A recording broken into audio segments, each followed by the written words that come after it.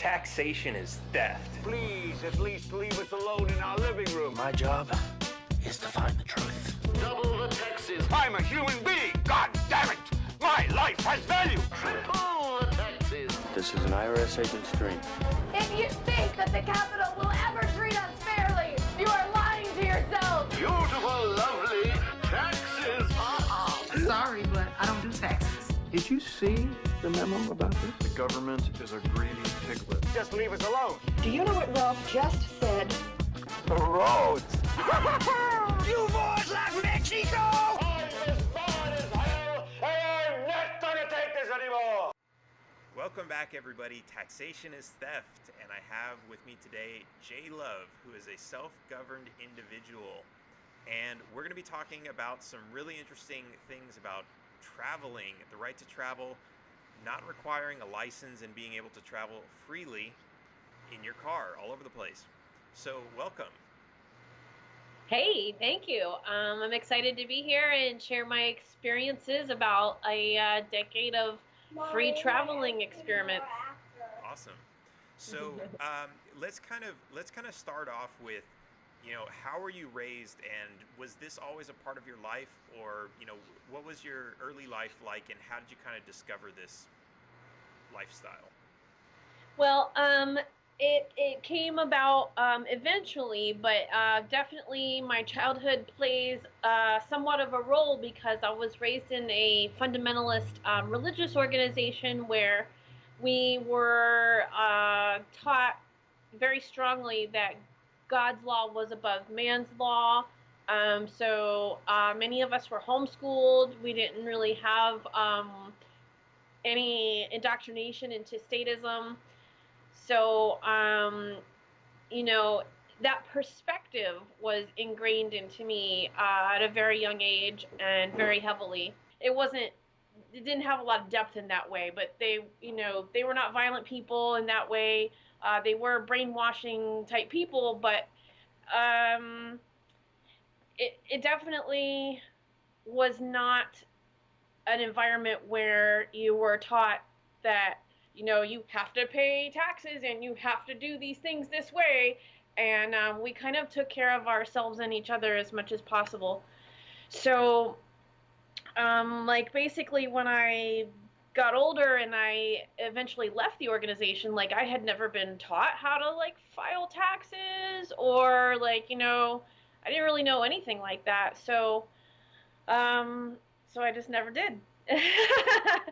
And but what happened was, because they are so crazy brainwashed people, they actually teach you that if a parent leaves the organization with a child, that the other parent is supposed to do everything they can to go get that child back and bring that child back to the organization, or else God will kill them, kind of thing, really horrible.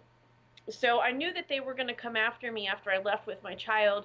I didn't expect it to be quite so soon, so it did catch me a little bit off guard. And I did pretty much lose everything trying to keep my daughter, and I lost very easily. The judge did not care at all. My whole family, everybody I ever knew, basically testified against me. They all said the same exact story. The judge didn't even care that they were all coaching each other. It was pretty awful. And then eventually after that, they came after me for boatloads of child support. And I had already lost everything. My cars, I had nothing left. And I was just kind of living in my house, which was not too bad because the mortgage was so cheap. But, I didn't know what else to do. And since I had no family because I left that organization, I was all by myself. The only option I could think of was to offer him my house in exchange for closing the child support case. So he did make $80,000 off of selling my house, but he didn't formally close the child support case. And so eventually my license was suspended, and I just said, I ain't got nothing left, you guys. Fuck the system, and I'm out of here. I have to survive, and I have to keep driving, and I just don't care. I just didn't look back. And so soon after that, I was in Montana, actually, from Florida. I went to go find my biological father, and that was the first time I got pulled over up there Wow. after that. So okay, so this is a pretty interesting turn of events. So you were kind of it sounds like you were raised in a system that would have advocated um, not having licenses, but then you were kind of pushed into it later because of some other events. Is that right? Yeah, it was just like, it was very superficial, like, there's a lot of people that are very immature in their exploration of liberty, and that, like, they only see, like, nonviolence as being like, don't punch me, Hmm. and so, they were against war, but not against paying taxes. Like, you know what I mean? Like, Right. they wanted to be compliant. They just didn't want to personally directly engage in violence. So it was very, very superficial. But so there was nothing like don't get a license or anything like that. It was just like you weren't really taught to like I see. be a statist, Okay. So yeah. Okay, and so what's interesting is you were kind of then forced into this way because you had your license suspended, and you basically said, "Screw it, I need to go on anyway. What am I going to do?" Which is, this is an interesting position that a lot of people are forced into. It's like, the thing with, like, you don't have enough money to pay for your vehicle registration this month, then you get stopped, and then they give you a ticket. Now you have to, get the money for the ticket, and they continue to stop you and give you more tickets, and it just keeps adding up, and soon you just can't afford any of it. And they're like, just like, a lot of people at some point are just like, you know what, screw it. Um, Yeah. and that really sucks, especially like because like the government does, they'll continue to escalate it, and a lot of times that ends up with your car in a junkyard, in a tow yard, and you can't get it out. And some people are just like, well, screw it, I'm not going to make the payments on my loan, and the bank gets pissed off, their credit goes to shit, and all this other stuff starts piling up. And yeah, it's really like people, and it's the typical statist will say, well, why didn't you just pay your bills? And it's like, well, not everybody's got that. That's the privilege talking, I guess. And it's like, once you start getting, once they get you, once they have that little hook in there, they just keep escalating it and making it worse and worse. So uh, Yes. so you were kind of put in this position where you didn't have a license now, but you still had to travel. um, what was kind of your education from there? Did you just do it anyway and say, screw it, I'm going to break the law, or did you start learning about free travel and right to travel and all this? I just at that point I had just kept driving, and very soon after that I learned about liberty. And like, I realized that everything that I felt inside had actual words and concepts, and it was amazing. And I got involved with local activism events and local We Are Change chapters in Florida, and I was led to attending sovereign seekers meetings that were private. Basically, you had to be invited. It was at a restaurant banquet room, but there was like a good 30 to 40 people at those meetings, and they were hardcore. And I just went to several of those and learned some basics and terminology, and I was like, wow, this is really, that's how I feel. I do believe that I, am the best, you know, decision maker for my own life, and that this is kind of like an illusion. Since I had never been indoctrinated into statism, it wasn't very hard for me to be like, yeah, this is all bullshit. Like, this is all pretty much imaginary that just showed up, you know, some few years ago, basically in the history of humankind. That we have all of this system that we're living in to this degree.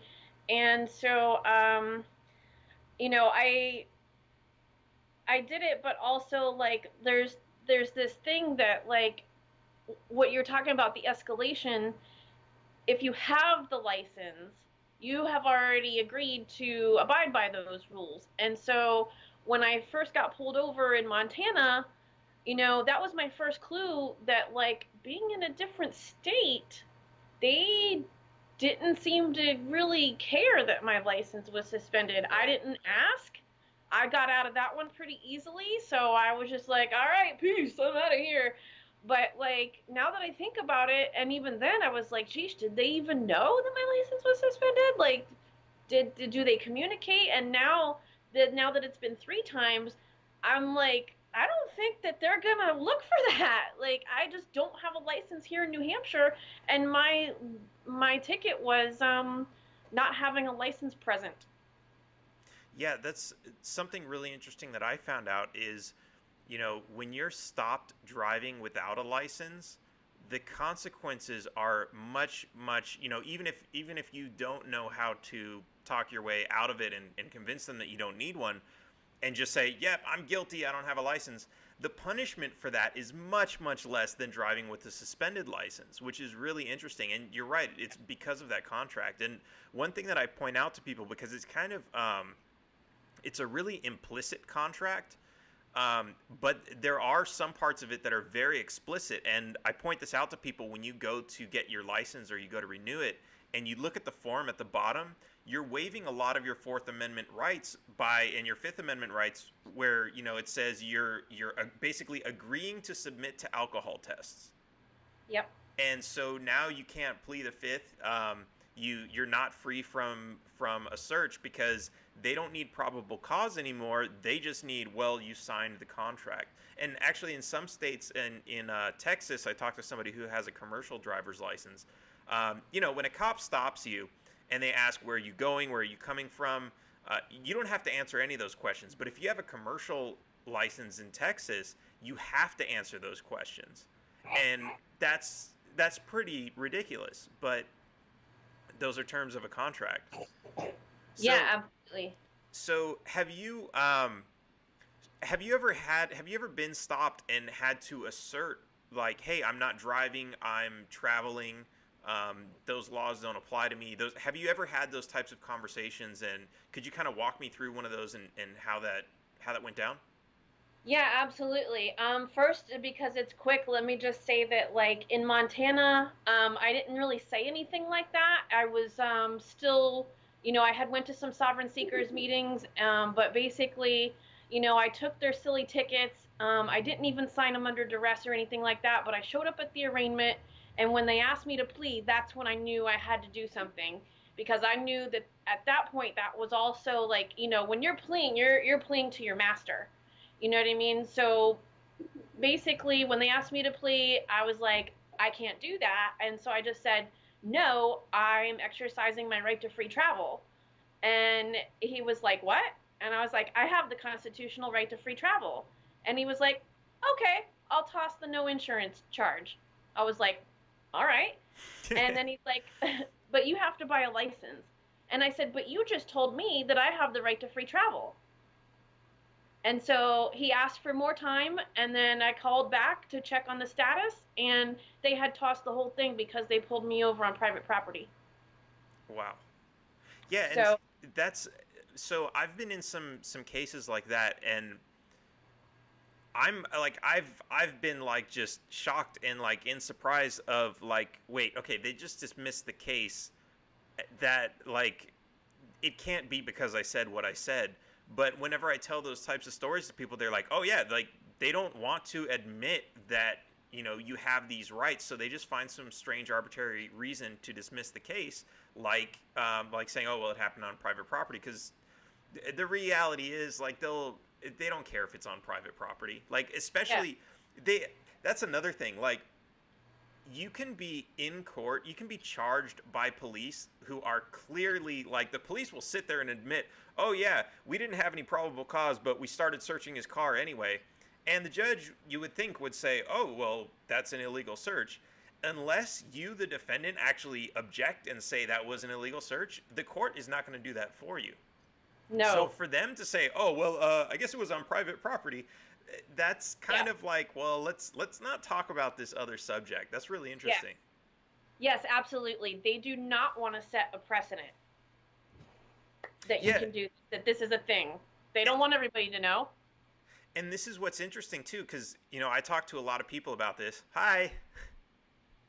We've got he's not showing up on the split screen. There she goes.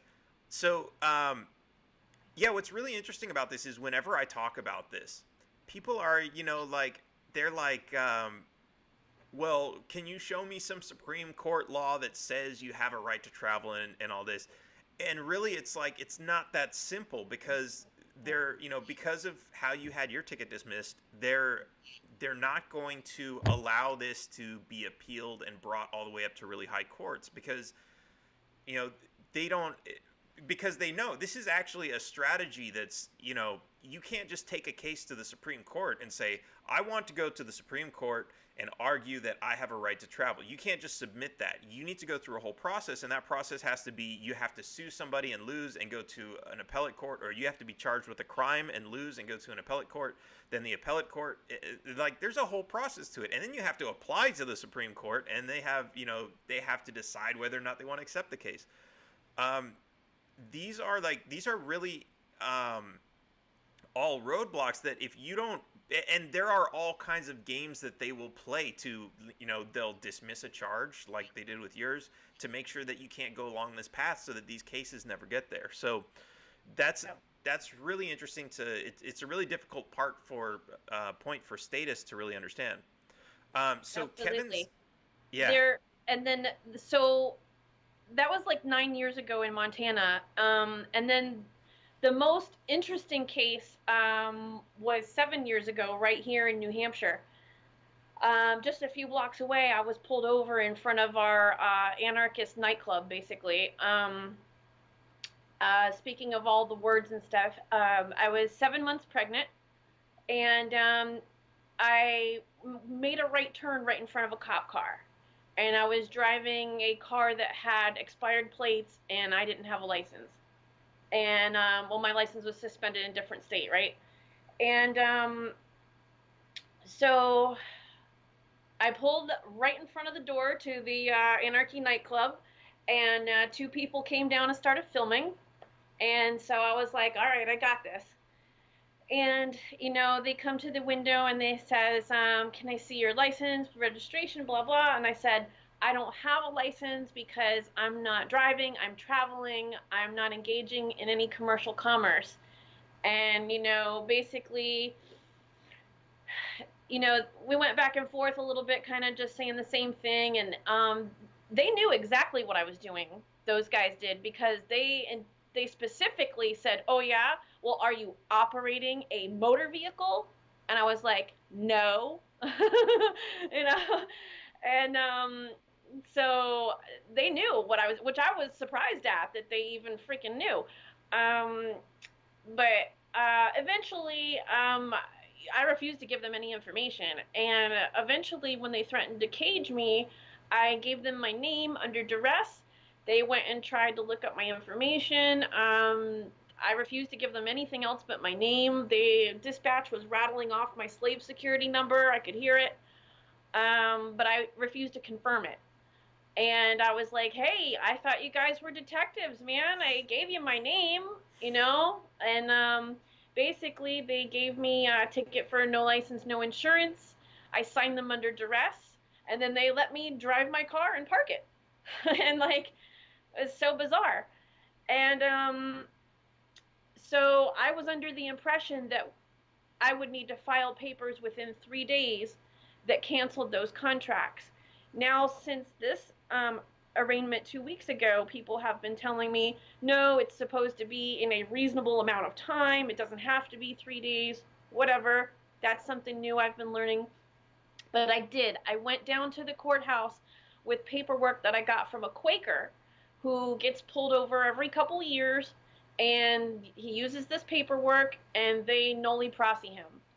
And I just took his name out, put my name in, and I filed that in 3 days to the court, and basically it was a copy of the Magna Carta. It was definitions of person and driver, and asking for proof of jurisdiction under the 7 elements of jurisdiction, which one of them is that you have to verify that that is that person, which I don't think they really could do because I didn't confirm any of it, and they didn't really try that hard even to figure it out. So I filed those papers, and then I went to the arraignment a couple weeks later, and when they asked me to plead there, everybody's going guilty, not guilty, guilty, not guilty, and I stand up and I said, I asked you guys to prove that you have jurisdiction over me, and until somebody can prove that they're my creator or my master, I'm not pleading to anybody. And they just they looked around and they looked at each other, and they asked for more time. And then I called a couple weeks later to check, and they nolly prosecuted it. Yeah, they don't want to dismiss that in front of everybody else, right? Yeah, and everybody turned around and looked at me too. It was a pretty packed courthouse, so it was pretty funny. But like, even the guy that gave me the papers was like, they're never gonna let this go through. They're just gonna tell you to go away. And then this time, I was like on the highway, and so there was nobody filming, and I was just trying to get it together, and I didn't even turn on the camera. I just posted a message on Facebook. I was like, I'm getting pulled over, and I know some people knew that was going to be an interesting thing, so they came up to the door, and like, I thought my best way to go was be like, hey guys, 7 years ago you guys pulled me over before, judge told me to beat it, get lost. Like, I'm a self-governing individual. We've already been through this. Like, leave me alone. And, I didn't want to get shot. So I'm trying to toe this line Right. of, like, trying to not be their bitch and also not get shot. So, I gave them all kinds of information. Like, look, I'm cool, but, like, this is what I'm doing. And we've been through this before. That's how I went with it. And,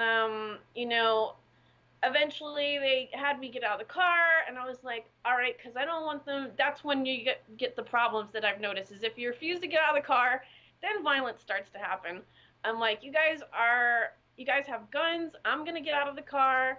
Eventually they said, you're under arrest, and I told them, I don't acknowledge your authority. I don't consent to your system of violence, and I sat on the ground.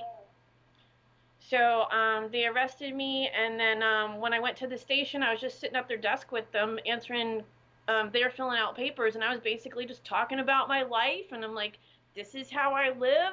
Like, I help people recover from drugs and trauma, and like, I haven't had any accidents, I don't drink, I don't speed, like, this is what I do. And, then I found out that they charged me with resisting arrest, and I was like, oh, really? Huh? And why is that? And he's like, well, because a uniform officer of the law told you that you were under arrest. And I said, but I told you that I don't acknowledge your authority. And then we just stared at each other, for a minute. And the female cop that arrested me, eventually she gave me her token, hey, look, I'm just doing my job. Because I just kept talking about my life of helping people and being peaceful and positive. And, eventually... She's like, sounds like you're doing a lot better to help this world than I am. Yeah, right. I was just like, I'm just going to keep talking until you guys feel bad. I don't know what else to do. Wow. But, I mean, it went okay. And, I mean, as far as that goes, and, so I thought I had to file paperwork within 3 days, and I didn't have it on me or have a chance to get it there in that time.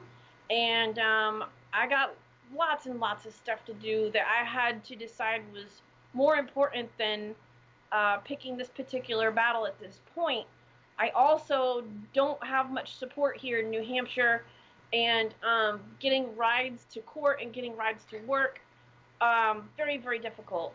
So basically I went in there and just listened to what the prosecutor had to say, and amazingly, they did take notes about my life. He knew that I had my child taken away from me in family court, and that's how my license was suspended. He was like, I'm sorry that happened to you, but we've got people that were speeding that are going to end up paying more than you are to get out of here. He's like, so this is what I'm going to ask the judge. I'm going to ask the judge to reduce the resisting arrest from misdemeanor to a violation, reduce the fine from $620 to $124, and we're going to toss the license and the registry license and misuse of plates charge. And I was using permanent Montana plates that actually belonged to the car I had before the one I'm driving now. So I was like, what? And still, like, it wasn't even a driving on a suspended license. It was just a no license present. And so I was like, look, I have to get back to my life. And so, hey, you're going to have to go sit down, okay? That's too much. Go sit down. So, you know, I was like, yeah, I gotta go. But, like, so I was like, I have to keep driving. And so what happens next time? And he's like, oh, it'll be like the first time all over again. You know, because I don't have a valid license in this state. It's not that snowball escalation of compounding charges and, you know, all this stuff that gets people all screwed up in the system. And I was like, oh, really? Okay, well, I mean, actually, you know, and I told him, I was like, I am not indoctrinated into this system, and I don't agree with this stuff, so most of what you're saying to me, I don't even understand, but I'm pretty sure we both know what's really going on here, you know, because he was like, look, you just gotta pay a little something for us to let you out of here. You know, it's like, he's like, people that were speeding are paying more than you. I was like, all right, dude, whatever. So they let me out. Sounds like a shakedown. Yeah, for $124. And, you know, basically, there's still no record of me driving on a suspended license. And, you know, next time I get stopped, it'll be like the same thing all over again. So I did what I did that way, but because of the support that's been coming in all across the country, like, I feel way more confident about knowing more what to do, and I'm sure that if I needed rides, I could call people in different states that could help me get around with Uber or whatever. You know, because I was definitely considering, well, maybe I should get my license back because I have this child and I have all this stuff to do, but really, like, I want to keep her outside of the matrix anyway, so it would be even better if I could have a support system that could come and pick her up if I got pulled over, and also, you know, to teach her, like, this is what you have to do, you know, when people in these silly costumes trying to infringe on your rights. Because I know people that were born with no slave security number, and they're in their 40s now, and so it is possible. They have never had a license. And actually, I'm glad you know some of those people. I've actually been trying to find some, so if you could introduce me, I'd love to have them on the show and talk about some of that. Yeah, okay. That's also, you know, very interesting. But so, I want to ask, why did you have license plates at all? I would assume it's because you didn't want to be seen without license plates, because they usually create a problem out of that. But at the same time, they usually see a license plate and they assume, oh, that means that they have a contract with the state and I therefore have jurisdiction over that person. Just like by virtue of that having a plate on it, it is a motor vehicle, and by virtue of any person behind the wheel inside of it, they are operating it. Absolutely. Basically, I was given a Honda Civic from an activist that lives off the grid, that he escaped Vietnam. He really liked my work. He gave me a Honda Civic. It came with permanent Montana plates. The Honda Civic's not so good up here in New Hampshire. And eventually, someone else bought me a Subaru SUV. And he signed the title into the person who bought me the Honda Civic's name. And then he refused to register and tag it, which I was not actually expecting, but perhaps was a blessing, because then I just took one of the Montana plates, because it comes with two.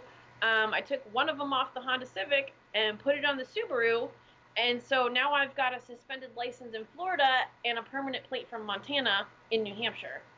And if this is really a thing where they don't communicate with other DMVs and that stuff doesn't matter to them, then the out-of-state plates and the out-of-state licenses are great, and I think that people that moved to New Hampshire for the Free State Project should try letting their license expire and not getting new plates or getting the Montana permanent plate. Right. You know, people move here and they're so excited. Look, I got my New Hampshire driver's license, and I've always been like, but why? Why even? Like, I got my new slave papers. Right, like, why don't you try going without it? And, like, I didn't really realize that it was such a thing, but now after 3 times, like, I don't know if there are certain states that communicate with certain states' DMVs, or if none of them do.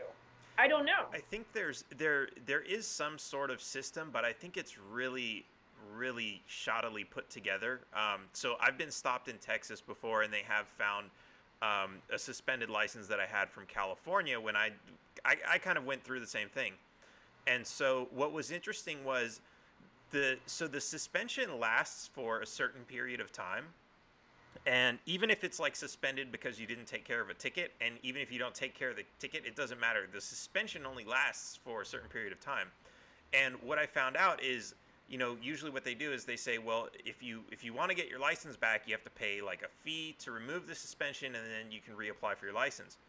Well, what you can actually do, since there's a limit, and maybe it's different depending, like maybe Florida's a little bit different, but in California anyway, the limit on the suspension was a few years. So after a few years, you could actually call them and say, hey, your suspension is over. You need to take it out of your system, so that when I apply for a license in another state, they won't see it. And so I did that, and now Texas, whenever they stopped me and started doing their background checks, they couldn't find it. So yeah, so they do have some sort of system, but you know, I've been stopped and I've been sitting there, you know, and I'm happy to waste their time, because I'm thinking about, you know, how many other people are getting away with rolling through a red light and all this other stuff while they're harassing me.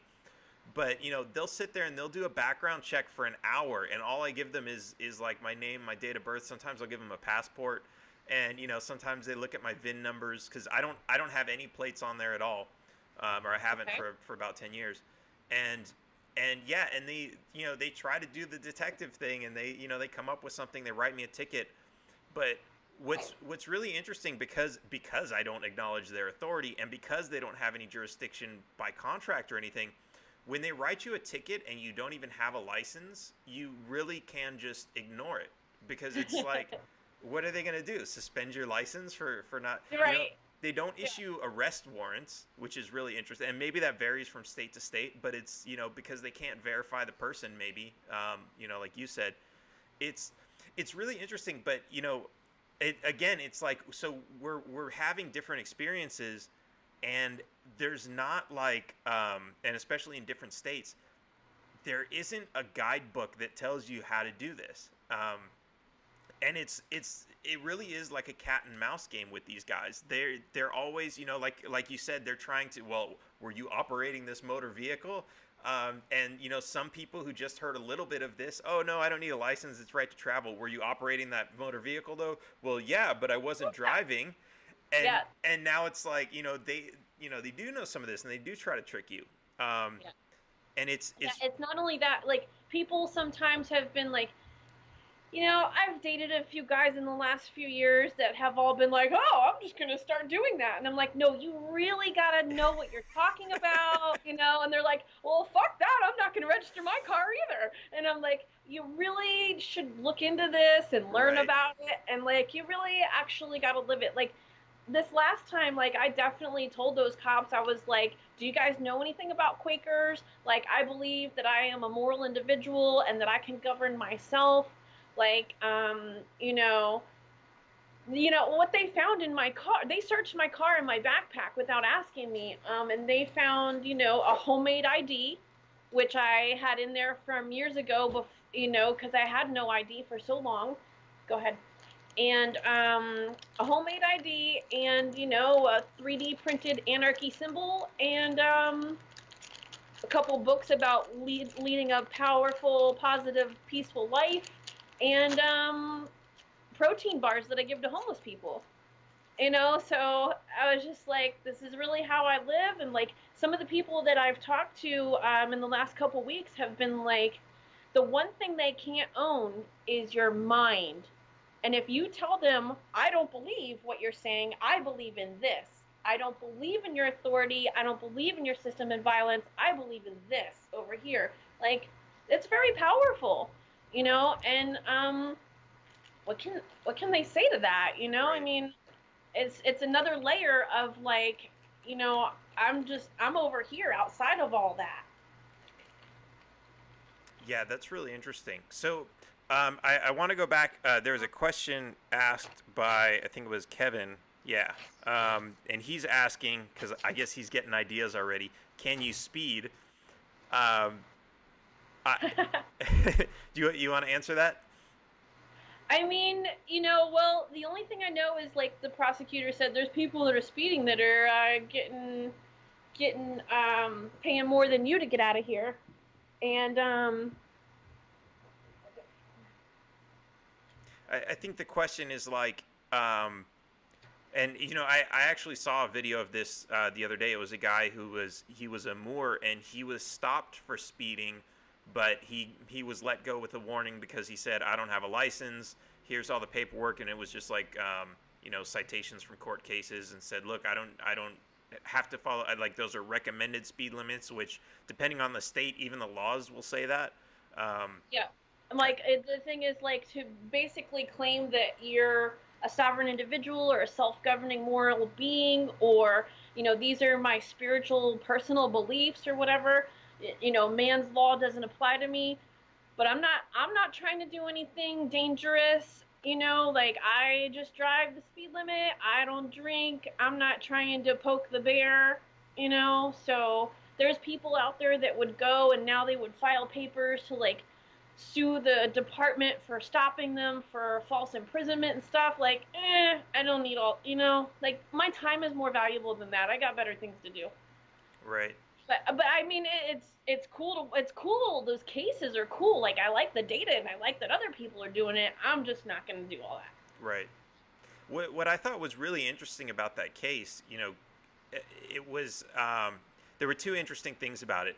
One was the cop almost kind of admitted that, like, you know, we have no power here. He said, okay, look, the next time you come through my town, could you just do me a personal favor and not speed? Right on. And he said, it was funny because he kept saying, and go the speed limit. And the guy kept saying the recommended speed limit, not the legal speed limit. Okay. And the cop kept saying, no, the required speed limit. And they just went back and forth like 10 times. It was hilarious. It's I like, love it. but it's like that. It's like the cops, you know, I say this one all the time. When a cop comes up to your window and he says, do you know how fast you were going? There's no right answer to that. You either say yes, and then you're guilty because you knew you were speeding, or you say no, and then he can say whatever speed he wants, and you can't challenge it because you didn't know how fast you were going. All right.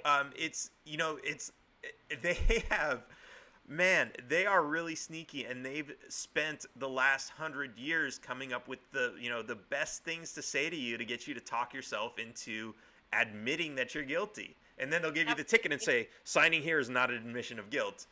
Yeah. Yeah. Right. Yeah, it's all really, really fascinating. Yeah, it's been quite an adventure. I like the information you have. This is great.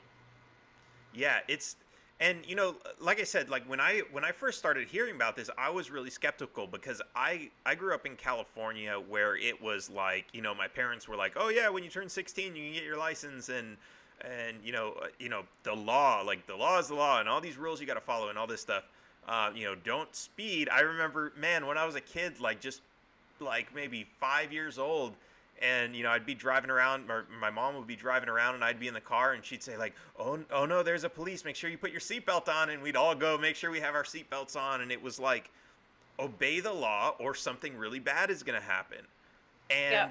It's like, and then so like I started hearing about this stuff, and I'm like, this is crazy, because I was into like fighting traffic tickets on like, okay, let me see if I can find a sneaky way to prove that the cop, you know, had malfunctioning equipment, or he wasn't he wasn't pointing the radar at the right car and all this. And so I was like, this doesn't make any sense. But like I started reading it, and I was like, but it kind of does make sense. And I had the same mentality that, you know, some of the statists have now, where they're like, okay, just show me a Supreme Court case. Like, if you can't find a Supreme Court case, there has to be one, right? This is a big deal. Why would all these people be getting licenses if you don't need to? And so I was kind of that mentality. And then it really took some of the experimentation. And like you, it took getting pushed to the point where they suspended my license and say, you know what, I just don't give a fuck anymore. I've got nothing left to lose. And really saying, I'm going to go, you know, because before that, it's like you have like a perfect credit score with the government. Why would you go and even ruin that by trying? Why would you want a permanent mark on your permanent record that says, oh, this guy's a criminal. Every time you stop him, make sure, you know, do a search for drugs and, you know, he's crazy. You don't want to do that. But at some point when you realize, hey, these guys are all nutcases anyways. These guys are all, they're coming up with these stupid rules that make no sense. They're telling us it's for our own safety, and they're out here driving like maniacs to catch us. At some point you're like, this doesn't make any fucking sense. And so it's like, okay, so you're willing to challenge the system. You've got nothing to lose. And for a lot of people that I've met in the freedom movement, in any aspect of it, like even just, you know, minarchist libertarians, they get there, or even people who are protesting police violence, they get there, like they're all for government until government comes around and smacks them in the face for something. And then that's when they say, wait a minute, this is screwed up. This isn't the wonderful government that I thought we had. And Right. That's where you get, like, you know, that's where you come from. That's where I come from. That's where a lot of people like really start to say, well, shit, this is wrong. We got to fix this. So Absolutely. So you have had no plates on your car for 10 years? So, okay, I had Because I know people that have like a homemade plate that says like private property, not property. commercial use. Okay. So I had let's see. I had one car that had California plates that were expired, and I drove that in Texas and pretty much never got stopped for that. I think I got stopped once.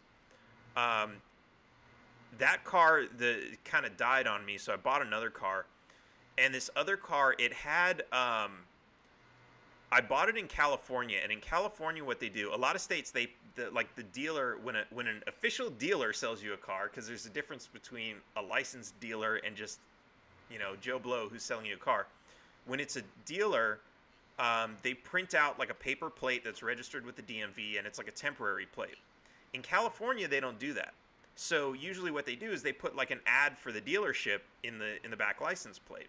So I bought a car from California, I drove it out to Texas, and I just left that in there. And I had that in there for maybe 5 years, until there was one police department that really started harassing me. And so I was like, okay, let me put something more official looking in there. So I printed out my own plate, which was like, you know, it was one of those ones that said private. It had, I actually, like, this is like after Bitcoin started coming around. So I was like, let me create something where, like, you know, okay, I've got a private key, I've got a public key, and I think I made 2 sets of keys on it, right? So you would, the concept was, you'd have this QR code on your back license plate. You'd have one private key that you would keep in your glove box. So if you ever got stopped or you ever had to prove that the car was yours, that private key would allow you to decode the information in the QR code to prove that that was yours. And it would have your name and some other information. Otherwise, you could just read the QR code and you couldn't even tell who it belonged to, right? Wow. And then you had the other private key, which would be the private key that would allow you to transfer ownership. That was like this, like, my car is the only car in that entire system. It was just like a little proof of concept I made. But I drove around with that for like another 5 years or so. And on that one, I only got stopped once, and it was by Border Patrol. And what was really funny about that was, so okay, because I was a little bit skeptical of the whole driving without a license thing for a while, what I did is I went to Mexico and I got a license down there, and I used that to drive in the U.S. because I was like, okay, I don't know if I could talk my way to a cop saying, hey, I don't have a license at all, but I don't need one. So I was using this Mexican license. Now I got stopped by the Border Patrol, and I was like, okay, I don't want to show him this. So he stopped me and he said, can I see your license? And I recognized that he was Border Patrol, and I was like, I got something better for you. And I gave him my passport, which luckily I had on me. And so he took it and he ran it back, and he was like, well, you don't have any plates on your, or he said, I can't read the plates on your car. And this was in the middle of the night, so I figured he had to have, maybe he had like some little scanner or something that didn't read the plates, or I don't know what he was doing. But he told me he couldn't read the plates, and I was like, that's an interesting way to say it. And so he said, he's like, well, so what are we gonna do? How do I know it's not stolen? Now he's not traffic. He's not like highway patrol, right? It's not like he's there to give me a traffic ticket or anything. He's basically looking for illegal immigrants, drugs, and all this other stuff. And so he's like, okay, well, how do I know this car isn't stolen? And I was like, well, I don't want to tell you how to do your job, but I mean, you could run the VIN number. And so he was like, yeah, well, I was getting to that. They're bright ones, aren't they? Yeah, right. So he goes and he runs the VIN number, and he comes back and he's like, okay, well, I don't see any problems with this. And he gives me back my passport, and he's like, but you better be careful, because if Highway Patrol stops you, or what is it, DHS in Texas, if they stop you, they're not going to be so forgiving about not having a license. Now, what he was really saying there is, he's a federal employee. He has no jurisdiction over whether or not I have a license. He couldn't give me a ticket on that if he wanted to. Wow. Because that's not his jurisdiction, right? Yep. So that was all really interesting. But yeah, it's like, you can't even read the law and know how to handle these situations. Like there's a lot of trial and error. And of course, yeah, as we try this, they're hearing about these too. They're going to, like, police go to conventions, they exchange secrets. I'm sure they know about a lot of us and the things that we've done. And they're working on their strategies. Like, okay, if somebody says they're just, right to travel, what do you say to them? And they're probably working on their rebuttals for that, which might have been like, but you were operating the motor vehicle, right? Yeah, absolutely. It's a funny thing too about this last time with the possible stolen car. Like, so not only did I not have a license, registration, the plates weren't for that car, but also the title's not even in my name, and it's not even, it's basically titled to a trust in Montana and then signed by the person that bought the car for me, who is now supposedly like in Uruguay, and so, but like nobody ever like even questioned if it was my car. It doesn't matter, because if it's not reported stolen. Yeah, I mean, and I basically, that was part of my scheme that I was doing with them, was I was like, look, you guys, my whole life is illegal. Like, I told them, I was like, that plate don't belong to this car. Like, I got the title at home, but it ain't in my name. I don't know where to find the guy that's on the title. Like, what are you gonna do to me? Like, Yeah, so, I mean, it's when you have a theft crime, and okay, I can understand this if, like, they, if they catch you in the act of breaking into a car, then they can say, well, obviously it's not reported stolen because the person doesn't know it's been stolen yet. You were just trying to steal it. But when it's like, you're driving down the road, and I mean, they could say hypothetically the same thing, but you need probable cause, and somebody driving a car that's not registered to them is not, like, that happens all the time. It's not probable cause that it's stolen. A lot of people told me that there was no way that I was going to be able to get that car out of impound. And crazy enough, I had a couple friends come with me to pick it up. And I was like, all right, you guys ready for this? And the guy walking behind me was like, I'm turning my camera on. And, I walked in there, and there's a lady at the desk, and I, kind of just started random chatting and talking about whatever was in the office there, and didn't really give her a chance to, like, ask me a bunch of questions if she was thinking about it. I don't know. I didn't know what to expect, so I just kind of was, like, chitty-chatty about whatever, and anything that she was possibly thinking about asking me, I just kind of was too chitty-chatty to give her a chance while she's doing the papers, And then the only thing, finally, when she was done, is she looks up at me and says, is this car registered in your name? And I said, it's not registered. And she just looked at me like she didn't know what to say, and all right. We don't So have a she's- procedure for that. Yeah, she's like, okay, and just handed me my stuff, and I was like, see ya. You know, so, but nobody ever, like, questioned, like, no, the plates being from a different car and who owns the car, and I was just like, wow, this is great. So my best suggestions right now is out-of-state license, suspended, expired, whatever, and out-of-state plates. And if you can get, if you've got a car that's at least 10 years old and you register it to a trust or an LLC in Montana, you can get a permanent plate for about $400. And, you know, over the course of the last 10 years, I've spent less than $500, and most of it just went to that impound lot. So as far as licensing, registrations, inspections, I saved a lot of money. That's really interesting. So when I was in California, there were actually quite a few people doing that, and I tried this in the beginning, which was to go to Nevada and register there because their fees were lower. Okay. And so what's really interesting is when I got stopped once in California, and this was with the Mexican license. So I guess it's not really related to the plates, but I would think it's the same thing. And I think I've actually seen this before in, like, you know, traffic stops with out-of-state plates.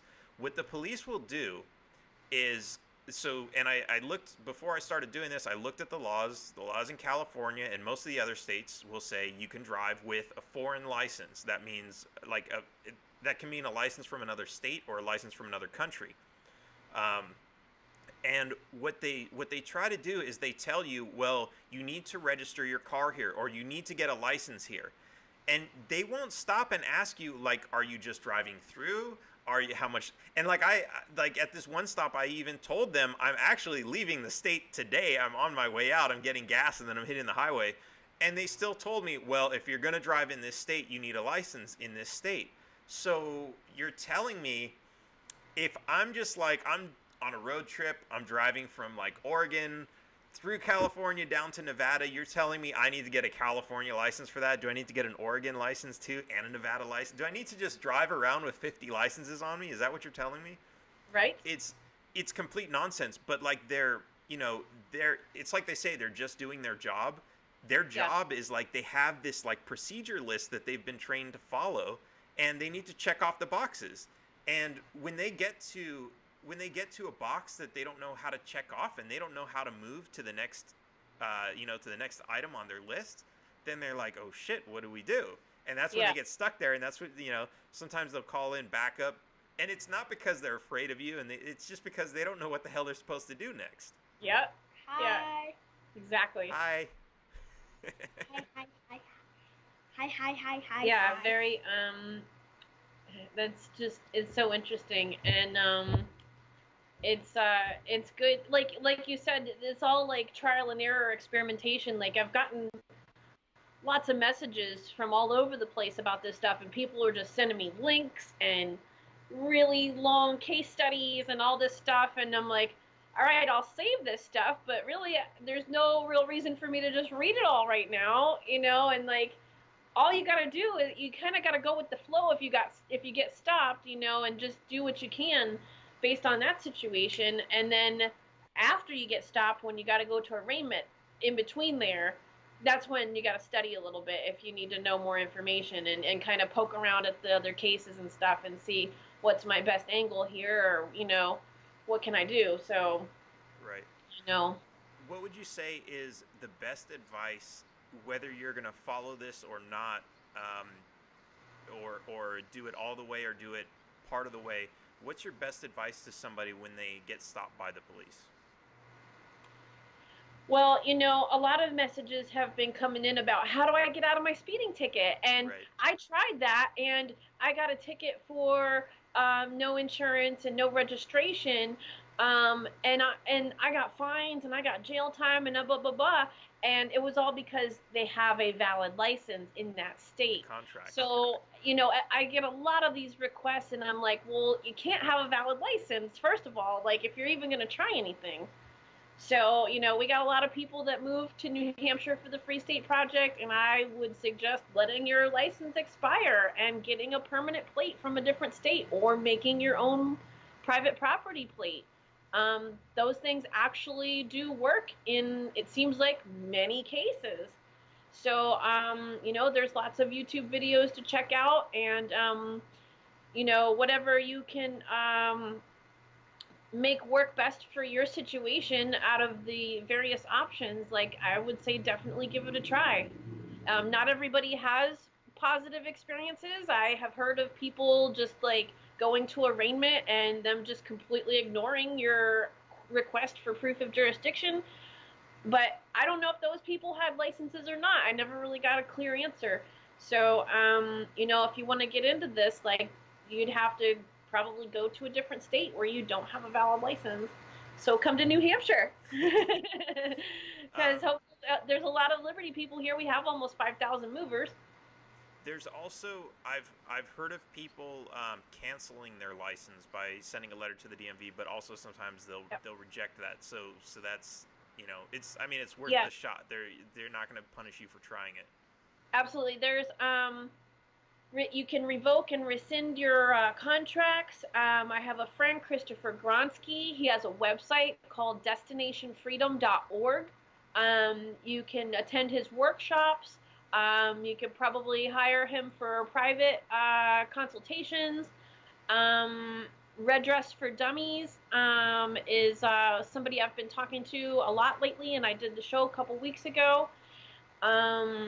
There's also sedm.org, which is more of like a do-it-yourself resource of information and paperwork. That stands for Sovereignty, Education, and Defense Ministry, sedm.org. Chris Gronsky, the first one I mentioned, he does work with things like rescinding your federal citizenship, getting a state citizenship, revoking contracts. He does all that good stuff. But there's also other resources that if you have more time and energy to research, you can get more information for less. But he will definitely help you for a fee. He's really good at it. Awesome. And something I want to add to that is, like you said, people will come along after they get a ticket and say, how do I get out of this? Yeah. And it's like, you need to kind of, if you're going to do this, you need to learn ahead of time what you're getting into and how to handle that. Because, what you have as far as contracts, licenses, registration, all that, what you have at the time you get stopped and what you say to the police is all going to make a huge difference.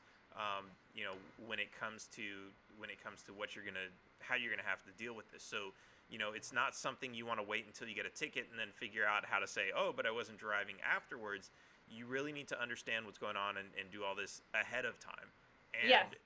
It is People a lot of ask that, and they're like, oh, well, if I just use these words, I'm like, no, you can't just use the words. You got to really know what you're talking about, and you got to live it. And be like, this is what I believe. I am not part of your system, and this is why. And you have to understand too, police are usually trained to escalate things. And I've seen some videos where some people try to say like, I'm a free inhabitant and and the cops are like, get out of the car, and they escalate things while the police are trying to escalate things, and then the person, the traveler is also trying to escalate things. It really turns into a big mess and people get hurt. So, you are dealing with a very dangerous type of person, the police officer of the state. So you need to kind of be conscious of that whenever that's why I decided when I was on the highway by myself with no camera on or anything, and they told me to get out of the car, I was like, all right, you guys, look, like, I got out of the car because I've seen people get pulled out of cars, and I don't want to get pulled out of the car, so I chose not to do that. But I was like, look, you guys, I don't agree to this system of violence, and I don't even understand what you're saying half the time. So I just made them really aware that I don't believe what you believe, but I see that you have a gun. Right. That's what I was trying to get at. Yeah, absolutely. So there's one other question I want to address here, and that's does this work in other countries like Mexico. And what's really interesting about this, so I've been spending most of my time in Mexico for the past 2 years, and no, it's not because I'm a fugitive from justice in the U.S. I go back there all the time. But what's really interesting is the people here understand, generally speaking, that the government is a criminal organization, and that when you get stopped by the police, you're getting extorted for money. Like, nobody here has the delusion like they do in the US that, oh, well, it's just for my safety and it's to pay for the roads and like all this other crap. Like, nobody believes that. They know when the police stop you, it's a shakedown. Now, that said, if you drive without a license down here, or if you drive without plates, if you drive without plates, you're just a target to get extorted. But when they stop you, it's really easy to say, look, I don't have any money, sorry, yeah, whatever. And sometimes what they do is they'll take the plates off of the car, and they'll, that's their way of extorting you to, well, if you want your plates back, you have to go, But, if you don't, I've been stopped down here without a license and anything else, and sometimes you give them like 10 or 20 bucks, and they're happy to let you go, because it's an extortion racket. But what's interesting is, like, their infrastructure of tracking, like, in the US, as soon as, like, before they even turn their lights on, they radio it in and they read off your license plate if you have one, right? So it's all in this system, and then dispatch is like logging everything that's going on. Well, So if they take any money from you, like, they're going to be later down the line, they're going to be like, well, did you give them a ticket? Why not? Did you have written documentation? Did you issue a warning? What's going on here? In Mexico, it's like, whatever, like, nobody knows I ever stopped you. So if I take your money, if you try to turn me in later, like, I'm just going to say, I've never seen that person before. Like, it's almost like it doesn't happen. But so what's interesting is, like, yes, it's still an extortion racket, but it's almost like in the U.S., the police are brainwashed that they're doing a good job, because in Mexico, the police are extorting you and they get to keep the money. In the U.S., they don't even realize they're extorting you, because they're just writing the ticket, and like it's this whole process where you have to go through all these different wheels are helping to extort you, and every single wheel is like, well, I'm not the one doing the extortion, it's just the law. I'm just spinning around in the machine. I'm just following orders. And it takes off all the responsibility from the judges, the police, the clerks, everybody. It's really insane. So that's really interesting. But I'm sure, other countries, like European countries, are more like the U.S., especially like France. They've got, like, everything's on the grid. They've got security cameras sticking out of every building and all that kind of stuff. So it's really interesting. But I think the less developed a country is, I was actually just in Uganda, and the police were, like, non-existent there. So, like, they don't pull you over for anything. Like, it's wow. Like, they don't even have that concept there, except, for, like, extreme circumstances. The only police I saw, they were giving, like, an escort with, like, 5 cars to, like, I think they said it was the wife of one of the representatives or something. It's really fascinating. But anyway, all right, I think usually I give you an opportunity to plug some websites. You already plugged a bunch of them. Is there anything else? Yeah, absolutely.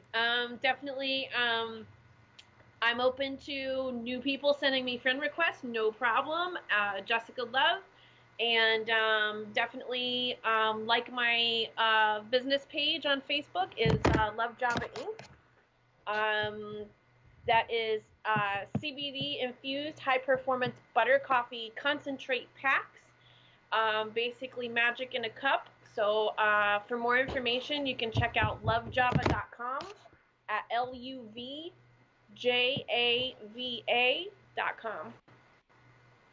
Awesome. All right. Well, it's been great having you. This was an awesome conversation. Hopefully everybody learned some pretty interesting stuff. And until next time, taxation is theft. Taxation is theft. Woo! Taxation is theft. Please, at least leave us alone in our living room. My job is to find the truth. Double the taxes. I'm a human being. God damn it! My life has value. Triple the taxes. This is an IRS agent's dream. If you think that the Capitol will ever treat us fairly, you are lying to yourself. beautiful, lovely taxes. Sorry, but I don't do taxes. Did you see the memo about this? The government is a greedy piglet. Just leave us alone. Do you know what Ralph just said? The roads.